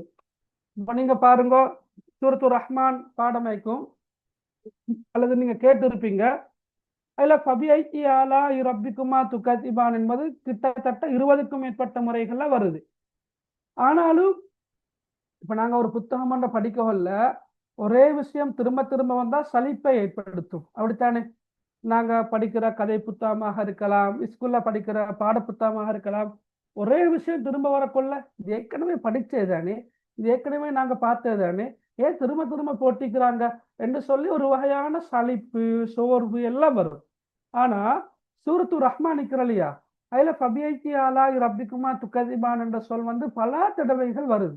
இருந்தாலும் அதிகமானவர்கள் அந்த சூறாவை விரும்பி ஓதுவாங்க. அதுதான் அற்புதம். விளங்கினா? அது ஒரு அற்புதம். ரைட். சூரத்து ரஹ்மான்ல மட்டுமல்ல, இன்னும் பல சூறாக்கள்ல இவ்வாறு சில ஆயத்துகள் இருக்குது, திரும்ப திரும்ப ஓதக்கூடிய சில ஆயத்துகள் இருக்குது. சரியா? ரைட். அதே போலதான் குர்ஆன்ல பல அற்புதங்கள் இருக்கிறன்னு நாங்க பார்த்துக்கிறோம். சரியா? ரைட். அப்ப அந்த அடிப்படையில ஒரு சிலபஸ்ல சொல்லப்பட்டிருக்கிற ஒரு அற்புதம் தான் வல்லர்ல பஅத ذلك தஹாஹா என்றது அம்மதித்துல வரக்கூடிய ஒரு வசனம். இதுல தஹாஹா என்ற சொல் வந்த கருத்து என்னென்றா, பூமியை நாம் நகர்த்தினோம் என்னும் சொல்ற, பூமியை நாம் முட்டை வடிவில் படைத்தோம் என்னும் சொல்ற. இப்ப பூமி உண்மையிலே நாங்க சொல்றது எப்படி, கோள வடிவமானது என்றுதான் சொல்றது இல்லையா? ரைட். பூமி கோள வடிவமானதுன்னு சொல்றோம். ஆனா பூமி உண்மையிலே கோள வடிவமானது அல்ல. சரியா? உண்மையான கோள வடிவமானது அல்ல. பூமி இப்படித்தான் இருக்கும், தட்டை வடிவமானது. சரியா? இடமுனைவு சுற்றளவு, விளங்கினா? இடமுனைவு சுற்றளவு வந்து மத்திய கோட்டு சுற்றளவை விட கொஞ்சம் குறைவு. ரைட். அதாவது முட்டை மாதிரி தான் பூமி இருக்குது, சின்னொரு வித்தியாசம் ஒன்று இருக்குது. ரைட். அப்ப பூமியை நாம் நகர்த்தினோம், இந்த தஹாஹா என்ற சொல்லுக்குள்ளால பூமியை நாம் நகர்த்தினோம் என்று சொல்ற. அப்ப எங்களுக்கு அதுவும் தெரியும், எப்படி பூமியானது சூரியனை சுற்றி வலம் வருகின்றது. ரைட். 365 நாட்கள் நீக்கிறாருக்கு நாங்க பூமி சுற்றுகை என்று சொல்ற. அதே போல பூமி தனதச்சில் தன்னைத்தானே சுழன்று கொண்டே இருக்கின்றது, அதுக்கு நாங்க சொல்றது புவி சுழற்சி என்று சொல்ற. இப்ப நீங்க இந்த பாடங்களை 7ஆம் ஆண்டு 8ஆம் ஆண்டு ஜியோகிராபி புக்களை படிச்சுட்டு தான் 10ஆம் ஆண்டு வந்திக்கிறீங்க. புவி சுழற்சி, புவி சுற்றுகை, எத்தனை நாள் போகுது, அதெல்லாம் படிச்சுட்டு தான் வந்திக்கிறீங்க. 7ஆம் ஆண்டு புக்கை நீங்க எடுத்து பார்த்தா ஜியோகிராபி புக்ல மிக தெளிவாகவே சொல்லப்பட்டிருக்குது, முனைவு வட்டம், ரைட், மத்திய கோட்டு வட்டம், ரெண்டுக்கும் இடையில வித்தியாசம் இருக்குது, சுற்றளவுல வித்தியாசம் இருக்குது. எனவே பூமி வந்து உண்மையான கோள வடிவமானது அல்ல. அப்ப முட்டையை நாங்க எடுத்துக்கொண்டாலும் முட்டை வந்து போல் மாதிரி வட்டம் அல்ல, முட்டையோட ஷேப் வித்தியாசம். அப்ப இங்க தஹாஹா என்ற சொல்லக்கூடிய கருத்தும் பாருங்க, முட்டை வடிவில் படைத்தோம் என்ற கருத்து இருக்குது.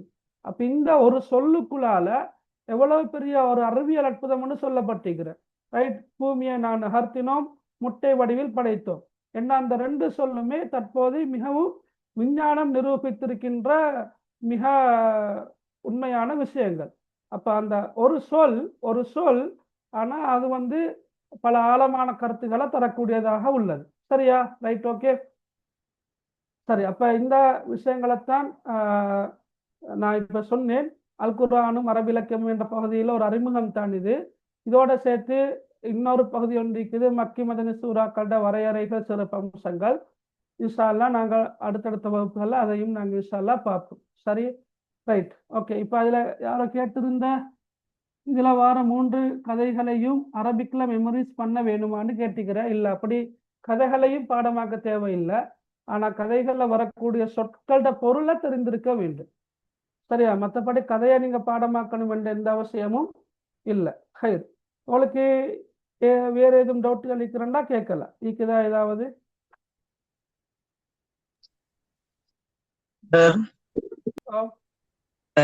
அந்த 3வது கட்டத்துல இருக்கிறதுல யார் அல் குர்ஆன் வசனம் ஓதப்படும் போது தம்மை அறியாமலே சஜதா செய்தன் என்று கேள்வி எழுப்புவாங்க.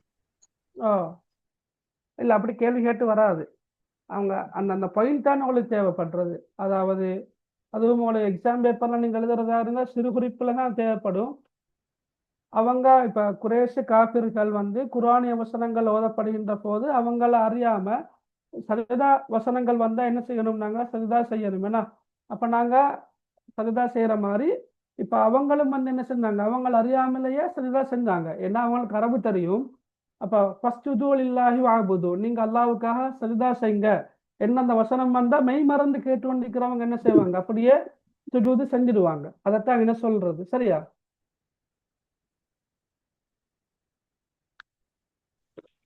சார் எங்களுக்கு நாளைக்கு வந்து ஃபர்ஸ்ட் டைம் எக்ஸாம் லிட்ரேச்சர். அப்படியா? அதுக்கு வந்து ஃபர்ஸ்ட் யூனிட்டும் செகண்ட் யூனிட்டும் படிக்கணும். ஓகே, இதுதான் சொன்னாங்க. டீச்சர் அப்படியே சொல்லிக்கிற. ஓ சார். ஓகே, சரி. அப்ப நீங்க அதை படிச்சுட்டு போனா சரி. இன்ஷா அல்லாஹ் எல்லாம் வராது. ஃபர்ஸ்ட் யூனிட் செகண்ட் யூனிட் வரலாறும் அந்த சூறாக்களை நீங்க எது வரைக்கும் படிச்சுக்கிறீங்களோ அந்த பகுதி மட்டும்தான் வரும். ஆனா பேப்பர் டீச்சர் எடுக்கிறண்டா பிரச்சனை இல்லை. பேப்பர் வெளியால வருமா இருந்தா கொஞ்சம் கவனமாக டீச்சரோட பேசிக்கொள்ளுங்க. டீச்சர் தான் இருக்கிறாங்க. அப்ப சரி. அப்ப டீச்சர் எதை படிப்பிச்சுக்கிறாங்களோ அதுக்குள்ளதான் கேள்வி வரும் இன்ஷா அல்லாஹ். ஓகே, பாடமாக்குற பகுதி அண்டு சொல்லி இல்லை, ரைட். இப்ப சூறாக்களும் வந்து நீங்க கட்டாயம் பாடமாக்கணும் இல்லை, பாடமாக்காமலேயே என்ன செய்யலாம்? கேள்விகளுக்கு விட எழுதலாம். ஆனா பாடமாக்கி கொள்றது உங்களுக்கு நல்ல, ரைட்.